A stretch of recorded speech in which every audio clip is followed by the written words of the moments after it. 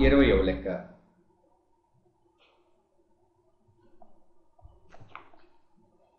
cos 1 degree into cos 2 డిగ్రీలు into cos 3 డిగ్రీలు into cos 4 డిగ్రీలు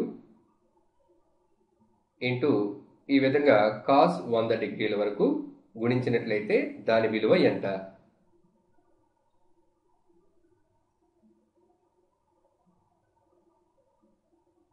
ఇక్కడ మనం గమనించినట్లయితే cos 1 డిగ్రీ ఇంటూ cos 2 డిగ్రీలు ఇంటూ cos 3 డిగ్రీలు ఈ విధంగా ఒకదానితో ఒకటి గుణించే కంటే ఈ విలువల మధ్యలో ఉన్నటువంటి cos 90 డిగ్రీల విలువ మనకు తెలుసు.